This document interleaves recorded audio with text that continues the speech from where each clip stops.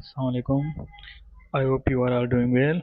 आज का जो हमारा टॉपिक है वो है गैस्ट्रो इसोफेगल रिफ्लेक्स डिसऑर्डर, जो कि हमारे यूनिट नंबर 1 का पार्ट नंबर 4 है। ओके, सो 3 जो हम प्रीवियसली डिस्कस करते आए हैं, हम जो है ना ये फाइनल और लास्ट जो है 4 पार्ट जो है वो डिस्कस करेंगे आज। ठीक है, तो अभी हम डिस्कस करना चाह रहे हैं gastro gastro oesophageal reflex disorder. Lower sphincter, ये हमारी एनाटॉमिकल पोजीशन है इसकी। ठीक है, एक क्लोज में देखा जाता है तो एक और ओपनली होता है। हम इसको आगे जाके फर्दर इसको डिटेल में पढ़ेंगे। ओके, तो लेट्स स्टार्ट। ये हमारे ऑब्जेक्टिव है, जिसमें सबसे पहले हम क्या रिव्यू करेंगे, एनाटॉमिकल पोजीशन चेक करेंगे, स्टोमक की देन डिफाइन करेंगे, गार्ड को डिस्क्राइब करेंगे, कॉजेज और pathological sign and symptoms, types और nursing and medical intervention. Okay, so let's start. So ये हमारे पास स्टमक की क्या है, एनाटॉमिकल पोजीशन आती है। तो इसमें जो मेन पार्ट होता है वो फंडस होता है, जो अपर पार्ट होता है, जो बॉडी होती है, और थर्ड जो होता है हमारा पाइलोरिक पार्ट होता है, जिसमें पाइलोरिक स्फिंक्टर वॉल प्रेजेंट होता है। और ये जो हमें रफिया ऑफ म्यूकसा दिख रही है, ओके, ये वो होती है जिसमें काइम प्रोड्यूस होती है, जहाँ से हमारा फूड जो होता है वो काइम में कन्वर्ट हो जाता है। और गैस्ट्रिक, किसकी वजह से, गैस्ट्रिक जूसेस जो होते हैं और हाइड्रोक्लोरिक एसिड सारे जो होते हैं ये यहाँ पे सीक्रेट होते हैं, जिस वजह से जो हमारा फूड होता है वो काइम में कन्वर्ट हो जाता है। कहाँ पे, स्टमक में। ओके, सो ये आप देख रहे हो एक नॉर्मल स्टमक है, जिसमें काइम और जो गैस्ट्रिक जूसेस हैं वो मूवमेंट हो रही है। ठीक है, आप ये इसलिए हम ये डिफाइन कर रहे हैं कि यहाँ पे जो ओपनिंग हो रही है ना, ये बिलो फेक की, जो ये अपर स्फिंक्टर, जो ये कार्डियक स्फिंक्टर, तो वहाँ पे अपर साइड पे नहीं जा रहा है। ठीक है, तो ये हमारी क्या है, नॉर्मल पोजीशन है। अब गर्ड में होता क्या है, गैस्ट्रोएसोफेगल रिफ्लेक्स डिसऑर्डर। एक ऐसी कंडीशन है जिसको हम एसिड रिफ्लेक्स भी बोलते हैं। लॉन्ग टर्म कंडीशन में अगर चली जाती, जिस वजह से क्या होता है कि जो एसिड होता है हमारा वो इसोफेगस में चला जाता है। ओके, एक डाइजेस्टिव डिसऑर्डर होता है, एसिडिक स्टमक की जो होती है ना, जो जूसेस होते हैं, फूड होता है, वो बैक फ्लो हो जाता है। कहाँ से, स्टमक से इसोफेगस की तरफ, ये जिसे आप देख रहे हो एनालिटिकल पोजीशन में, तो इस वजह से होता है। ये आप देख लें वीडियो। अब देखो, जो पहले हमने पढ़ा था उसमें नॉर्मल हो रहा था, अभी ये जो गर्ड में होता क्या है कि जो स्टोमक का ये पार्ट पार्ट होता है ना, जो कार्डियक स्फिंक्टर होता है, तो वहाँ पे जो बैक फ्लो हो रही होती है वॉल की, वो नहीं होती, ओपनली होता है। तो जो क्या होती है, जो कायम होती है हमारे गैस की एसिड जो होती है, वो बैक फ्लो हो रही होती है इसोफेगस की तरफ से। ओके, ये देखो इसोफेगस की तरफ क्या है रही है, बैक फ्लो हो रही है। कहाँ, इसमें गार्ड में। तो ये फिक्स होता ही तब है। अब एक नॉर्मल इसोफेगस और स्टमक की एनाटॉमिकल पोजीशन देखें तो ये एक ना स्फिंक्टर यहाँ पे क्लोज है। तो गार्ड में होता क्या है कि जो स्फिंक्टर होता है ना, ये ओपन रहता है, जिसकी वजह से जो भी एसिड होता है, कोई भी सब्सटेंस होता है ना, वो बैक फ्लो हो जाता है। कहाँ पे, इसोफेगस में। ओके, इस कंडीशन को हम क्या बोलते हैं, गार्ड बोलते हैं, या simple gastro oesophageal reflex disorder बोलते हैं। ये होता क्यों है, ओबेसिटी की वजह से होता है। ठीक है, बल्जिंग की वजह से होता है, समटाइम हाइटल हर्निया हो जाती है, प्रेगनेंसी में कॉमन होता है। ओके, कनेक्टिव टिश्यू डिसऑर्डर होते हैं, delayed stomach empathy, smoking, eating large meal, eating the certain foods trigger होते हैं, फैटी से जो ज़्यादा फैटिंग होते हैं वो भी होते हैं। ठीक है, फ्राइड फूड ये सबसे ज़्यादा काज करते हैं गर्ड। नेक्स्ट जो होता है हमारा सर्टेन ड्रिंक बेवरेज होते हैं, अल्कोहल होते हैं, कैफीन, तो ये भी क्या काज कर सकती हैं, गर्ड काज कर सकती हैं। पैथोलॉजिकल पोजीशन हम देखेंगे, पैथोफिजियोलॉजी कैसे होती है। लोअर इसोफेगस स्फिंक्टर डिस्टर्ब हो जाता है किसी भी काज की वजह से। ठीक है, तो अब क्या होगा उसमें, सबसे पहले क्या होगा कि गैस्ट्रिक जूस होंगे, पेप्सिन होगा, बाइल होगी, ये कहाँ पे होंगे, रिलीज हो रहेंगे, तो ये कन्वर्ट हो जाएंगे उसमें। तो आगे जाके क्या होगा, बैक फ्लो हो जाएगा। ठीक है, म्यूकस इंटीग्रिटी क्या होगी, लो होगी, क्योंकि स्फिंक्टर जो होता है वो ओपन हो रहा होता है। तो सेम जो चीज़ होती है, किसी भी पॉजिटिव एजेंट की वजह से हमारा जो कार्डियक स्फिंक्टर होता है वो ओपन हो जाता है, और इसकी वजह से जो भी गैस्ट्रिक एसिड होते हैं, म्यूकुला माइक्रोबायोम होते हैं, बाइल एसिड होती है, फिर सारा क्या होता है, बैक फ्लो हो जाता है। कहाँ पे, इकोसिस की तरफ से। ओके, या वहाँ पे चले जाते हैं। मैनिफेस्टेशन की अगर बात करें तो हमें गार्ड में कौन कौन से साइन सिम्टम नजर आते हैं, तो बर्निंग सेंसेशन होती है चेस्ट में। ठीक है, जिसे हम हार्ट बर्न बोलते हैं, चेस्ट पेन होता है, और डिफिकल्टी स्वेलिंग होती है, डिस्फेजिया, रिगरेशन ऑफ फूड होगा, सेंसेशन होगी। ठीक है, थ्रोट में। If you are night reflux you might be experience chronic cough हो सकती है। अगर आप इसको नाइट में रिफ्लेक्स हो जाता है तो क्रोनिक कफ हो जाएगी, क्योंकि बैक फ्लो हो जाता है। जब आप सोते हैं तो आपकी पोजीशन चौपान में चल जाती है, तो अगर रिफ्लेक्स बैक होगा तो ऑब्वियसली वो आपके इफेक्ट करेगा, देन आपको कफिंग आ जाएगी, लेरिंजाइटिस काज कर सकता है, वर्जिंग साइन हो सकते हैं, अस्थमा हो सकती है, और स्लीप डिस्टर्बेंस हो सकती है। रिस्क फैक्टर कौन कौन से हैं? जो स्मोकर होते हैं, हेवी लार्ज मील जो खाते हैं, ड्रिंकिंग जो बेवरेज का ज़्यादातर यूज़ करते हैं, मेडिकेशन डॉक्टर के बगैर लिए कि विदाउट कोई कोई प्रेस्क्रिप्शन के हम ऐसे मेडिकेशन खा रहे होते हैं तो उस वजह से भी होती है। फ्राइड फूड और पेटी फूड ज़्यादा यूज़ हो जाए उस वजह से भी होती है। और समटाइम जो होता है खाना खाने के फ़ौरन बाद जो होते हैं ना हम सोने चले जाते हैं तो ये भी क्या होता है, गर्ड जो होती है ना काज कर सकती हैं, क्योंकि आपको तकरीबन जो है ना खाने से 2 घंटे पहले 3 घंटे पहले मैक्सिमम 2 से 1.5 घंटे पहले ना खाना खाना चाहिए सोने से पहले। तो आप डायरेक्टली खाना खा कर सोएंगे तो ये काज क्या कर सकता है, गाइड काज कर सकता है। ओके। मेडिकल मैनेजमेंट की बात करें तो लाइफ मॉडिफिकेशन कर सकते हैं हम। गैस्ट्रिक एसिड को कंट्रोल करने के लिए मेडिकेशन एंटिक एसिड यूज़ करते हैं, डाइट मॉडिफिकेशन कर सकते हैं हम। और सर्जिकल इंटरवेंशन ये होती है कि अगर वर्स्ट कंडीशन में चली जाती है तो laparoscopic anti entire flux surgery करते हैं, जिसे हम निशान फंडोप्लिकेशन का नाम देते हैं, जिसमें क्या होता है कि जो वो हमारा ओपन होता है ना कार्डियक स्टेंटर, उसको क्या किया जाता है, क्लोज किया जाता है। सर्जरी इन्वॉल्व होती है जिस पर उसको हम क्या बोलते हैं, कोई भी सर्जरी होती है जिस प्रोसीजर में यूज होती है स्टोमक के लिए, उसको हम क्या बोलते हैं, फंडोप्लिकेशन बोलते हैं। तो goal of the fundoplication is reinforce to lower oesophageal sphincter. Okay. Simple lower oesophageal sphincter बोले या कार्डियक स्फिंक्टर बोले, बात एक ही होती है। ठीक है। To repair the barrier to stop the reflux, और ये हम उसको क्या कहते हैं, क्लोज कर सकते हैं सर्जरी के दौरान, ताकि वो रिफ्लेक्स जो हो रहा है वो बैक फ्लो ना हो। सिंपल ये क्या होती है, ये सर्जरी हो रही होती है। ओके। तो ये हमारे पास सर्जरी होती है ना, इसमें हम ऐसे क्या कर देते हैं, क्लोज कर देते हैं उसको। और ये नर्सिंग इंटरवेंशन की बात करें तो स्ट्रिक्टली इनपुट आउटपुट हम चार्ट देखेंगे, मेंटेन करेंगे हाइड्रेशन, और पेशेंट को जो है ना इनकरेज करेंगे कि वो फ्रिक्वेंटली जो है ना मील खाए और हाई कैलोरीज और हाई प्रोटीन यूज़ करे। स्मॉल फ्रिक्वेंट मील इजी डाइजेस्ट होती हैं, इस वजह से आनी चाहिए। और उसको इंस्ट्रक्टर देते हैं कि अपराइट पोजीशन में बैठें एटलीस्ट 2 घंटे माने खाना खाने के बाद। Okay. Avoid eating at least 3 hours before the betting. Okay. तो ये एक से ऐसे हुआ है कि 3 घंटे मुसलसल ना, अगर आपको सोना है तो 3 घंटे पहले खाना खाना चाहिए, नहीं तो ऐसा नहीं हो कि आप खाना खा के सो जाए, तो ये क्या काज कर सकती हैं, गड़ काज कर सकती हैं। रीइंफोर्स लाइफ स्टाइल मॉडिफिकेशन हम दे सकते हैं। Okay. Administrator antique acid use करें और यूज़ करवाएंगे, उसको टीचिंग करेंगे कि अवॉइड करें अल्कोहल से, कैफीन से, और कोई चॉकलेट्स हो गई या फ्राइड फूड से, फैटी फूड से। ओके। और इमोशनली सपोर्ट पेशेंट को हम देंगे। नर्सिंग डायग्नोसिस की बात करें तो इम्पेयर्ड न्यूट्रिशन हो रही है, हो जाती है किस वजह से, एक्यूट पेन होता है, इरिगेशन हो जाती है सर्फिकल की वजह से, एक्सपायरेशन होती है क्योंकि बैक फ्लो हो रही होती है, गैस्ट्रिक, देन पेन जो होता है रिलेटेड वो सर्जरी से रिलेटेड हो सकता है। तो ये हमारे क्या होते हैं, नर्सिंग डायग्नोसिस। सेकंड हमारा जो टॉपिक है इसमें वो है हार्टल हार्निया। हार्टल हार्निया हम बोलते हैं जब को, वैसे तो हार्निया एक एक डिजीज होती है जिसमें ये होता है कि आपका ना आउट ग्रोथ हो जाती है, या आपका जो आर्गन होता है कोई भी आउटवर्ड मूव कर देता है किसी भी काज वजह से, किसी भी पॉजिटिव की वजह से, तो उसको हम हार्निया बोलते हैं। लेकिन जो स्टोमक का पार्ट होता है वो बल्जिंग करके हमें बाहर निकलना नजर शुरू होना जाता है, उसका पार्ट जो होता है हार्निया में चला जाता है, उसको हम क्या बोलते हैं, हाइटल हार्निया बोलते हैं। इसके ऑब्जेक्टिव इस टाइम में है कि हम उसको डिफाइन करेंगे, आगे आगे इसकी एनाटॉमिकल पोजीशन देखते हैं।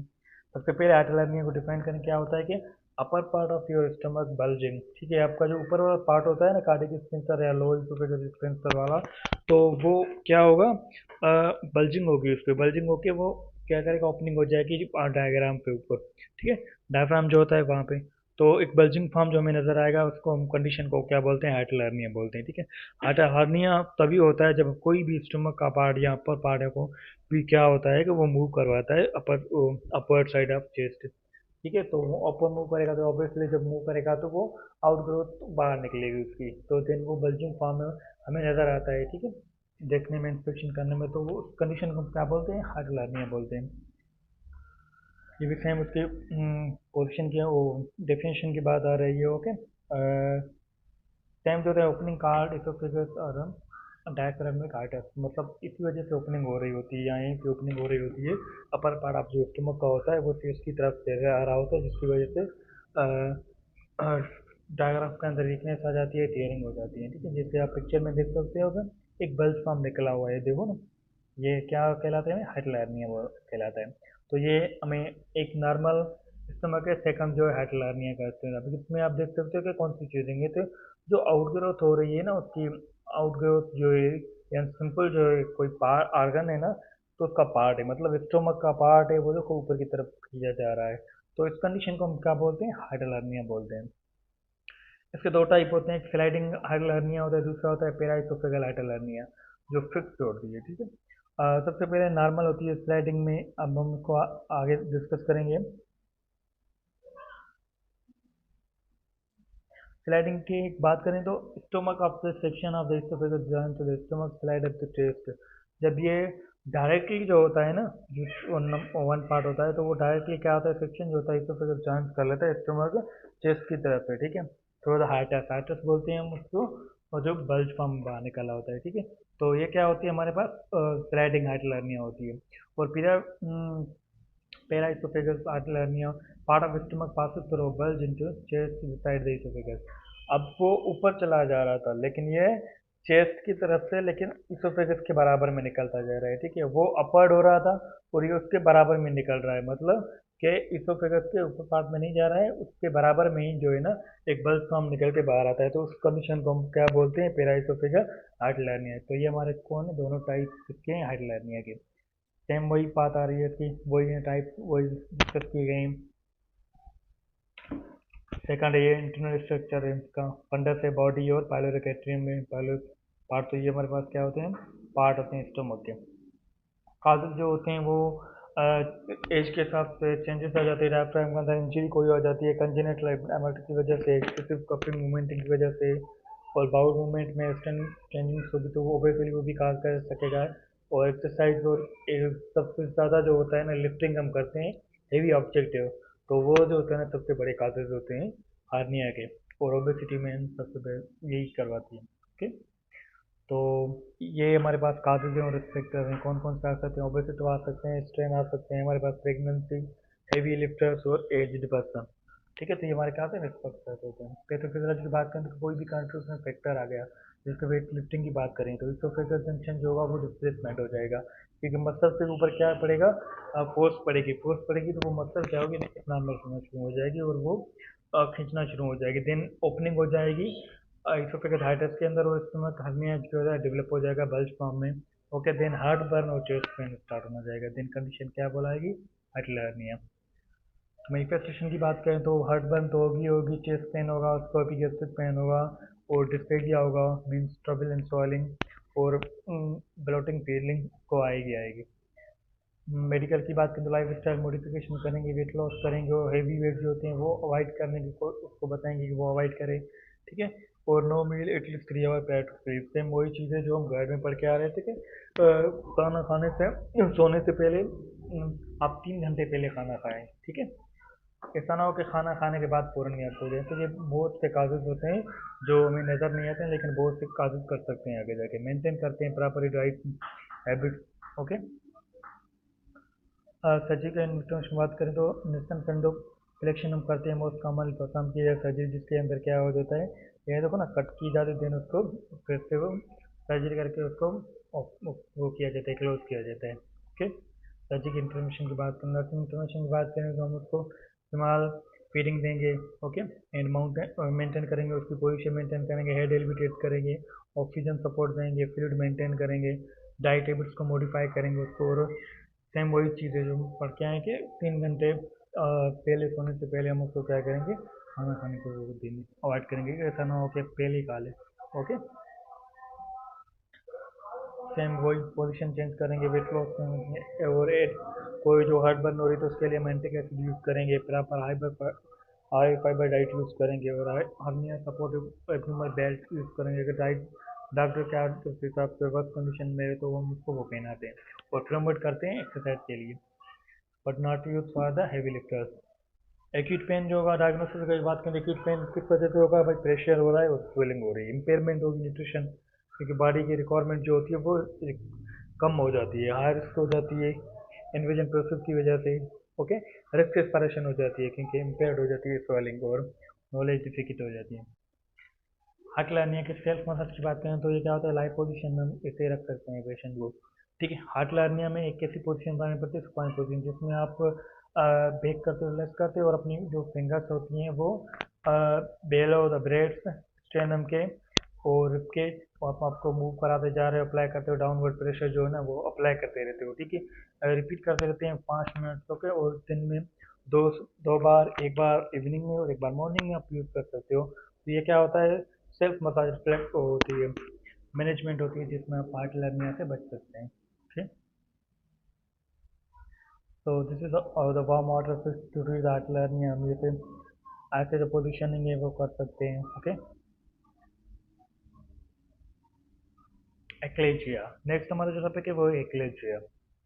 एक्लेजिया के ऑब्जेक्ट्स हम डिफाइन करेंगे, इसकी एनाटॉमिकल पोजीशन देखेंगे, काजेस काजेस डिफाइंड और positioning, pathophysiology, sign and symptom, type, nursing and medical diagnosis. तो सबसे पहले हम एक्लेजिया पढ़ते हैं कि a serious and rare disorder this make it difficult for food and liquid to pass into your stomach. इसमें होता क्या है कि आपका जो कोई भी हम फूड लेते हैं या कोई लिक्विड लेते हैं तो वो स्टमक में पास होने में डिफिकल्टी हो जाती है। ओके। किस वजह से होती है, एक्लेजिया आकर होता है when nerve is the tube connecting your mouth and stomach are damage. अब नर्व जो ट्यूबिंग होती है ना, कनेक्टिंग जो हो रही होती है इस वजह से, तो वो क्या होती है, डैमेज होती है, जिसकी वजह में क्या होता है, जो फूड होता है वो सही से पास नहीं हो पा रहा होता है स्टमक के अंदर। The result is of ability to experience foot down. अब तो ऐसी बात है, मतलब नर्व्स नहीं होगी जो कनेक्टेड हो रही, वो डैमेज हो रही होती है, ऑब्वियसली वो एबिलिटी जो होगी इसोफेगस लॉस करेगा कि उसको नीचे से नीचे नहीं फेंक पाएगा उस फूड को स्टमक की तरफ से। ओके। तो कैसे होती हैं हम आगे पढ़ते हैं। ये देखो नॉर्मल है, ये नॉर्मल बना हुआ है लोअर इसोफेगस सेंटर, और ये देखो डायलेट हुआ हुआ है। ये देखो आप देख सकते हो सेकंड में एक्लेजिया में क्या हो जाता है, ये जो ऊपर का पार्ट होता है लोअर इसोफेगस का, वो क्या होता है, डायलेट हो रहा होता है, ठीक है। किसी भी वजह से कोई नर्व डैमेज हो जाती है, उसकी वजह से फूड हमारे यहाँ पे आएगा तो डायलेटेड होकर आएगा, क्योंकि पास नहीं होगा, बहुत डिफिकल्टी होगी कि वो इसोफेगस से स्टमक में पास हो जाए फूड। ये इसके कुछ टाइप्स हैं। टाइप 1 एक्लेजिया होता है, टाइप 2 एक्लेजिया होता है, टाइप 3 एक्लेजिया होता है, और ये होता है ऑब्स्ट्रक्शन होता है। काजेज ऑफ एक्लेजिया हेरेडिटी भी होती हैं, ऑटोइम्यून डिसऑर्डर भी होते हैं, इसोफेगस कैंसर होती है, और इन्फेक्शन कैंसर भी होती है। पैथोफिजियोलॉजी की बात करें तो कोई भी वायरल इन्फेक्शन हो गया या ऑटोइम्यून हो गई, जिसकी वजह से ऑटो एंटीबॉडी वो क्या प्रोड्यूस होने लगेगी, जिसकी वजह से नर्व होगी वो डैमेज हो जाएगी, और डैमेज होने की वजह से क्या होगी, इन्फ्लेमेशन होगा, डिस्ट्रक्शन ऑफ नर्व हो जाएगी, जिसकी वजह में हमारी जो स्वेलिंग होती है, पेरिफेरल मूवमेंट होती है, वो इफेक्ट होती है, जिसकी वजह से जो फूड होता है वो सही तरीके से स्टमक में पास नहीं हो रहा था। तो इस कंडीशन को हम क्या बोलते हैं, एक्लेजिया। ओके। मैनिफेस्टेशन की बात करें तो पेन होगा, वेट लॉस होगा, हार्ट बर्न होगा, intensive pain and discomfort after eating में, खाना खाने के बाद आपको डिस्कम्फर्ट फील होगा और ज़्यादा से ज़्यादा पेन होगा, और डिस्पेगिया ओबेसिटी होगा, और रिगर्डेशन ऑफ फूड एंड लिक्विड होगी। कॉम्प्लिकेशन की बात करें तो weight loss, pneumonia, oesophagitis, cancer, तो ये सब काज हो सकते हैं अगर एक्लेजिया होता है तो ये उसके कॉम्प्लिकेशन होते हैं। मेडिकल मैनेजमेंट की बात करें तो मेडिकल मैनेजमेंट में हम ओरल मेडिकेशन जो होती हैं वो हेल्प करवाती है डिस्पेंसर को, ठीक है, रिलैक्स करने में। जो नाइट्रेट्स होती हैं, कैल्शियम जल बनाकर, कैल्शियम चैनल ब्लॉकर होती हैं, वही हम यूज़ करते हैं मेडिकेशन में। और डायलेट करती हैं, बलून इन्फ्लेमेशन और इन्फ्लेशन एक प्रोसीजर होता है, जिसमें क्या होता है कि लोअर इसोफेगस सेंसर जो होता है उसको डायलेट करवा रहा था तो स्टिचिंग कर लेते हैं, ठीक है, ताकि वो सही से हो जाए। और सेकंड होता है the injection of botulinum toxin, botox injection. ये जैसे प्रोसीजर आप देख रहे हो तो कि इसके अंदर क्या होता है, हम बोटॉक्स का यूज़ करके स्टेंस के अंदर डाल देते हैं, जिसकी वजह से वो जो मूवमेंट होती है, वो इफेक्ट जो होती है डैमेज हो गई है इक्लेशिया की वजह से, वो नॉर्मल हो जाती है। ओके। ये मेडिकल मैनेजमेंट होती है। अब बोटुलियम टॉक्सिन क्या होता है, न्यूरोटॉक्सिन प्रोटीन होता है जो प्रोड्यूस होता है बैक्टीरिया क्लोस्ट्रिडियम मदर के, और स्पीच रिलेटेड है, ठीक है। ये प्रिवेंट करता है neurotransmitter acetylcholine from the enzyme neuro junction causing the flaccid paralysis. अब फ्लेक्स पैरालाइसिस काजिंग होगा तो उसकी वजह से क्या रहता है, प्रिवेंट करवा रहता है, कौन, acetylcholine. Okay. Flaccid paralysed neurological condition होती है जिसमें वीकनेस हो जाती है, पैरालाइज हो जाता है, और मसल टोन रिड्यूस हो जाता है। अब इस कंडीशन में होता क्या है कि हमारी नर्व डैमेज हो जाती है, ठीक है, किसी उसकी वजह से। तो ये बोटोलियम जो बॉटॉक्स होता है ना, वो इसको क्या कर रहा था, प्रिवेंट करवा रहा होता है इससे। ओके। सर्जिकल उसकी बात करें तो इसोफेगोटोमी होती है involve the cutting of the oesophageal sphincter, मतलब वो सर्जरी का प्रिवेंशन तब हम करते हैं जब समझते हैं कि यह इन्फ्लेमेशन होगा इसी वजह से, लास्ट ऑप्शन जैसे समझ लो। तो उस कंडीशन में क्या करते हैं, सर्जरी का इसोफेगोटोमी करवाते हैं, जिसमें वो जो होता है पार्ट जो डैमेज हुआ है उसको हम कट कर देते हैं। नर्सिंग इंटरवेंशन की बात करें तो ईटिंग स्लोली ये करवाते हैं, पेशेंट को बोलते हैं अवॉइड करते हैं स्वेलिंग, लार्ज वॉल्यूम मेंटेन करते हैं, उसका फ्लूइड पेन रिलीफर देते हैं, एंटी एसिड देते हैं, इमोशनल सपोर्ट देते हैं और डाइट मॉडिफिकेशन देते हैं। नर्सिंग डायग्नोसिस की अगर बात करें तो डिस्पेगिया, डिस्पेगिया होता है, स्वेलिंग होती है रिलेटेड टू द एपेटाइटिस, और back flow of food related to the narrowing of oesophagus, और हार्ट बर्न होगा, रिफ्लेक्स में से वापस आ रहा होता है, पेन होगा स्पазम की वजह से, एंजाइटी होगी डिजीज की वजह से बस। और नेक्स्ट जो हमारा है वो डाइवर्टिकुलर डिजीज। तो ये गैस के ऑब्जेक्टिव में सेम हम इसको क्या करेंगे, डिफाइन करेंगे, उसकी एनाटॉमिकल पोजीशन देखेंगे, एंड देन कॉजेज डिफाइन करेंगे, sign and symptoms, types and medical and surgical intervention. तो ये हमारे पास क्या कि एनाटॉमिकल पोजीशन हो जाती है। ओके, एसोफेगल डाइवर्टिकुलम, ये जो क्या था, तीन टाइप को देता है, कर्ड, जिंकस डाइवर्टिकुलम और एसोफेगल। ओके, इसोफेगल डाइवर्टिकुलम क्या होता है? Oesophageal diverticulum is a protonic pouch lining of the oesophagus. ठीक है, एक पाउच निकल आता है इसोफेगस के पीछे से, ठीक है, जिसमें क्या होता है कि वीक एरिया ये फॉर्म करता है, वीक एरिया ऑफ इसोफेगस को। पाउच जो होता है एनीवेयर होता है, एक 1 से 4 इंच के लेंथ में हो सकता है। ओके, डाइवर्टिकुलम इसोफेगस का जो होता है ना, हर्निएशन के फॉर्म में आ जाता है। ओके, क्योंकि ऐसे ही नज़र आ जाता है ये, और वीकनेस हो जाती है ओम्यूकुलरिस लेयर की। इससे बगैर डाइवर्टिकुलम जो होता है ना, रिटेन ऑफ फूड, जिसकी वजह से क्या होता है, ओबियसली जो फूड होता है वो रिटेन होता है, कंप्लेन ऑफ फूड स्टॉप। और समटाइम ये होता है कि फूड जो होता है ना वो नीचे से नहीं हो रहा था, या सिंपल ऐसा फील होता है कि जो हम फूड ले रहे हैं वो एक जगह पे रुक गया है। ओके, टाइप्स की अगर बात करें तो इसके 3 टाइप्स होते हैं, ठीक है, जिसमें सबसे पहले जेंकस डाइवर्टिकुलम आता है, develop the near the top of the oesophagus. Oesophagus के सबसे जो ऊपर वाला, ऊपर पे फैलता है तो उसको हम क्या बोलते हैं, जेंकस डाइवर्टिकुलम बोलते हैं। दूसरा होता है मिड थोरेसिक डाइवर्टिकुलम, ये जो होता है ना मिड पार्ट ऑफ इसोफेगस में होता है। और थर्ड जो होता है वो एपिफेरेंट डाइवर्टिकुलम होता है, जो लोअर पार्ट ऑफ इसोफेगस में होता है। ठीक है, तो ये 3 होते हैं। सबसे पहले जो फर्स्ट टाइप पे होता है, टॉप पे होता है, वो जेंकर होता है, बीच में जो होता है वो मिड थोरेसिक होता है, और जो लोअर पार्ट पे होता है उसको हम क्या बोलते हैं, एपिफेरेंटिक डाइवर्टिकुलम बोलते हैं। एक्चुअल डाइवर्टिकुलम होता है इसोफेगस में। ओके, ये देख सकते हो आपकी एक नॉर्मल इसोफेगस है। ओके, एक डाइवर्टिकुलर है, डाइवर्टिकुलर में क्या क्या है, देखो बल्जिंग फॉर्म निकले हुए हैं, बल्जिंग फॉर्म निकल के ओपनिंग हो जाती है, जिसके नतीजे में होता है क्या कि यहाँ तो फूड उनके अंदर चला जाता है, फूड उनके अंदर चला जाता है तो नीचे पे नहीं आ रहा होता है, स्टमक में पहुँचता ही नहीं है, या साइड में हो जाता है, जिसकी वजह से पेन भी हो रहा होता है। ओके, और जो लेयरिंग होती है वो वहाँ पे स्पज़म में स्टार्ट होना शुरू हो जाता है, और इससे बल्जिंग निकल जाते हैं साइड में। ओके, पाउचेस निकल जाते हैं। देख देख सकते हो कि सेंका डाइवर्टिकुलम सबसे टॉप में होता है, जो बीच में होता है वो थोरेसिक होता है, और थर्ड में जो लास्ट होता है वो एपिफेरेंटिक डाइवर्टिकुलम होता है। ये टॉप वाला, ठीक है, ये बीच वाला, ओके, डाइवर्टिकुलम, एंड ये थर्ड एपिफेरेंटिक डाइवर्टिकुलम। और डाइवर्टिकुलम देखते हो तो कैसे होता है, एक पाउचेस फॉर्म में निकल रहा होता है, एक पाउच जैसे होता है ना वैसे ही निकल रहा होता है, जिसमें आप देख सकते हो कि ये देखो पीछे से एक बॉल फॉर्म में। तो होता है कि जो फूड जहाँ से भी आएगा फूड, तो कुछ फूड इसमें एंटर हो जाएगा, जिसमें जितना एंटर हो जाएगा उतना इफेक्टिव हो जाएगा, उतना क्या होगा, इफेक्ट करेगा बॉडी के अंदर। जो कॉमन जो काज होते हैं इसके, उस सिम्टम्स ऑफ द, वो कहते हैं क्रोनिक कफ हो जाती है, बेड ब्रीथ होती है, चेस्ट पेन होता है, ओबेसली नेक पेन होगा, वेट लॉस होगा, वोकल चेंज होगा, क्योंकि फुट जो होता है एक जगह पे रुक जाता है। अगर सेंकर्स डाइवर्टिकुलम में होगा तो उससे ज़्यादा सबसे पहले वोकल चेंजेस होते हैं, क्योंकि हमारा जो वोकल कार्ड होता है वो सबसे ऊपर होता है। ठीक है, वो जो हमारा अपर पार्ट होता है इसोफेगस का, वहाँ पे ही होता है वोकल कार्ड, तो सेम वहाँ पे वोकल चेंजेस आएंगी, और स्वेलिंग डिफिकल्टी होगी। ठीक है, और ऐसे फील होगा कि जो फूड है हमारा वो कैच कर रहा है थ्रोट। ओके, तो रिगर्डेशन होगी लाइंग पोजीशन से।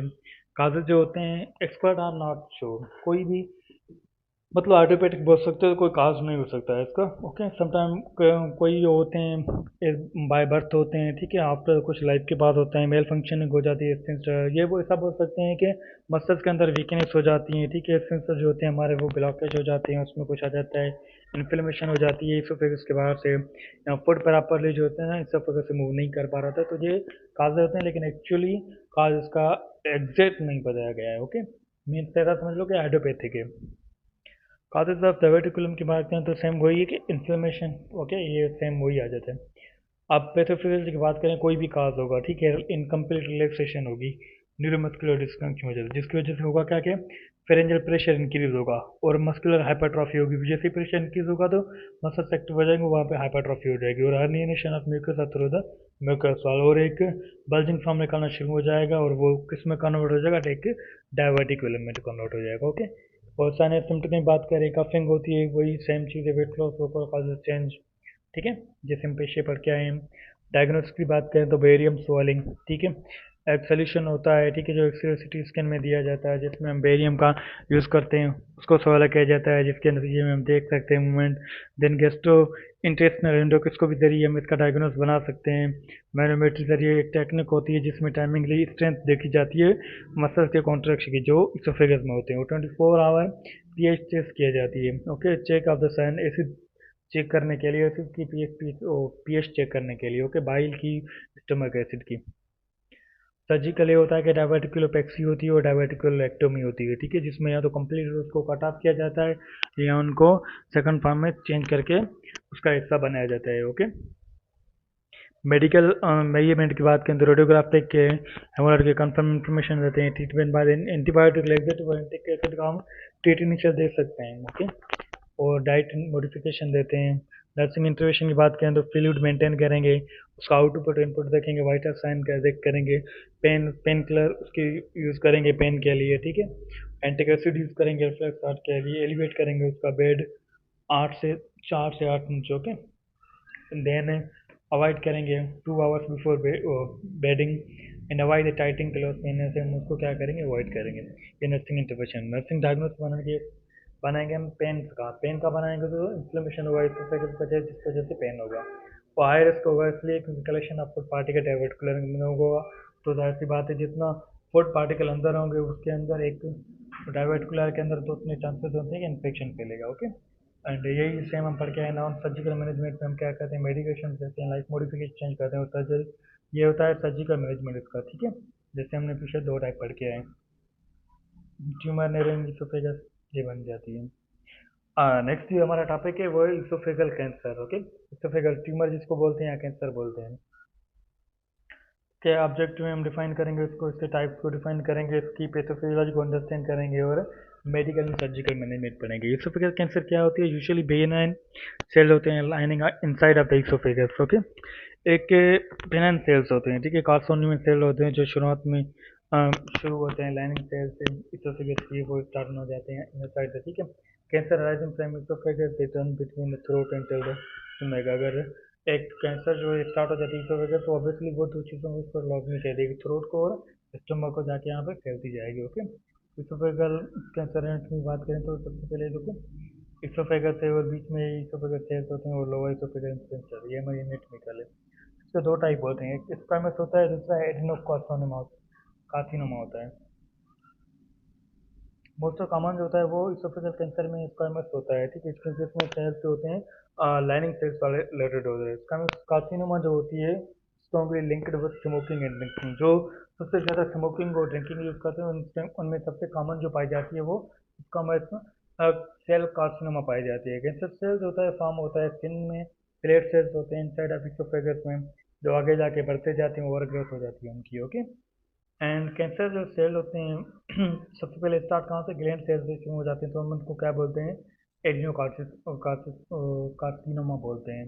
This type of cancer is mostly common oesophageal cancer, सबसे ज़्यादा जो कॉमन वो होती है एडिनोकार्सिनोमास होती है, ओके, जो यूजुअली स्टोमक के करीब से या क्लोजर जो होती है वो यूजुअली स्टार्ट हो जाती है या कर्स होती है।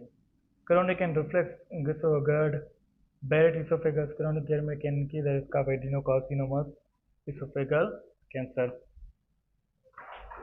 अगर हम कैंसर सेल्स के डेवलपमेंट की बात करें तो सबसे पहले एक नॉर्मल सेल होता है जिसके अंदर हाइपरप्लेजिया मीन से ओवर ग्रोथ हो जाती है सेल्स की, ठीक है। डिस्प्लेजिया मीन वो ओवर ग्रोथ अलग सेल में स्प्रेड हो जाती है different parts of the tissue, different part of cells, then वो क्या कर सकती हैं, वो काज बनती है कैंसर, ओके। तो नॉर्मल सेल क्या होगा, सबसे पहले नॉर्मल लाइनिंग होती है इसोफेगस की। इसोफेगस का गट की वजह से बेरेट इसोफेगस की वजह से क्या होगा कि वहाँ से स्टार्ट होना शुरू हो जाएगी, जिसमें सबसे पहले लो ग्रेड डिस्प्लेजिया होगा, ठीक है। एबनॉर्मल ग्रोथ होगी लेकिन लोअर ग्रेड की, देन वो हाई ग्रेड में कन्वर्ट हो जाएगी डिस्प्लेजिया, देन वो आगे जाके इसोफेगल कार्सिनोमा में कन्वर्ट हो जाती है। तो सबसे पहले स्मोकिंग, एक्सेस अल्कोहल, गर्ड, वेट और ओबेसिटी, ये क्या होते हैं, इसके काजेज होते हैं। और इसके सिम्टम की बात की जाए तो डिफिकल्ट होती है, पेन होता है, स्वेलिंग, ओके। बस मीन्स सेक्रेटिव स्टेज गया, जब हम स्वेलिंग करते हैं तो पेन होता है, वेट लॉस हो जाता है, कफिंग होती है, होर्सनेस होते हैं, साउंड चेंजेस आ जाती है, डाइजेशन होती है, फ्रिक्वेंटली चोकिंग ऑफ फूड हो जाती है। बहुत से टेस्ट्स होती हैं जो इसके लिए यूज़ की जाती है, चेस्ट एक्सरे होता है, सिटी स्कैन, एंडोस्कोपी, और एंडोस्कोपी ऐसे ब्लड टेस्ट। और एक कैंसर अगर पहले से स्टेज में फाउंड हो जाता है तो वो इजीली ट्रीट हो सकती है, केमोथेरेपी, रेडियोथेरेपी के जरिए, ठीक है। अगर लास्ट स्टेज में होता है तो वो पैलेटिव केयर में चले जाते हैं और डाइटरी मॉडिफिकेशन देते हैं। मेडिफिकेशन टू रिलीव द सिम्टम, हम उनके सिम्टम को जो है ना वो मॉडिफाई कर सकते हैं, जैसे एनर्जेटिक हो गया, पेन किलर, एंटिक एसिड जो रिफ्लेक्सिंग आ रहे होते हैं, और एंटीमेटिक जो मोमेंटिंग हो रही है तो उसको प्रिवेंट करने के लिए। स्टेज की बात करें तो स्टेज वन में, स्टेज जीरो में क्या होता है, जहाँ स्टेज वन उसको हम बोलते हैं, तो एबनॉर्मल सेल होंगे लेकिन कैंसर नहीं होगी, ठीक है। Only in a layer of cells lining oesophagus में होगा। स्टेज वन में क्या हो रहा होता है, कैंसर सेल्स फाउंड होंगे लेयर सेल्स के लाइनिंग ऑफ इसोफेगस में। और सेकंड स्टेज में क्या होगा, कैंसर सेल्स जो होते हैं ना मसल लेयर तक पहुंच जाते हैं और आउटर जो वाल होती है वहां तक पहुंच जाते हैं और स्प्रेड आउट हो जाते हैं एक्सेस और लेम्फ नोड्स के अंदर। और थर्ड स्टेज में क्या होता है कि रीच हो जाते हैं डीपर साइड, ठीक है।